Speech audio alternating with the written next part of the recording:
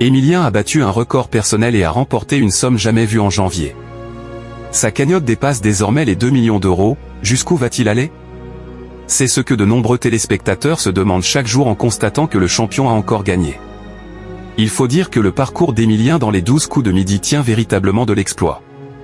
Et en janvier 2025, il a encore augmenté sa cagnotte de façon considérable, non content d'avoir déjà battu tous les records, le jeune homme continue d'enchaîner les victoires comme d'autres enfilent les perles. L'année dernière, en mai, il a dépassé le précédent champion du jeu, Bruno Ourcade alias Fifo Dingo.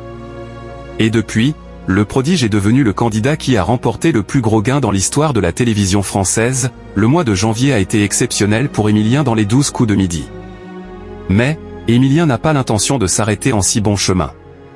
Il poursuit son parcours démarré en septembre 2023 et surtout, il n'en finit plus d'engranger les gains avec une cagnotte qui a désormais dépassé les 2 millions d'euros. Et, alors que certains attendent le feu pas, il a signé un mois de janvier exceptionnel en remportant près de 100 000 euros, c'est bien simple, avec 98 250 euros, janvier 2025 est le mois le plus prolifique d'Emilien.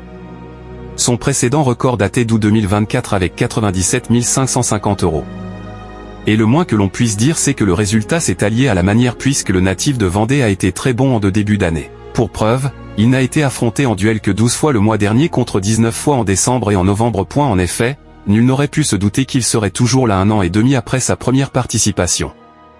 Et n'en déplaise à certains fans qui reprochent à l'émission d'avoir perdu son intérêt, il n'a pas l'intention de laisser sa place. Je prends du plaisir à jouer tous les midis, je prends du plaisir à être là et si je peux essayer d'être là encore demain, après-demain, eh bien, j'essaierai de rester, a ajouté celui qui a fêté ses 22 ans en décembre dernier. Merci de nous avoir suivis, si vous n'êtes pas encore abonné, veuillez vous abonner, aimer et activer la cloche de notification pour ne rien rater.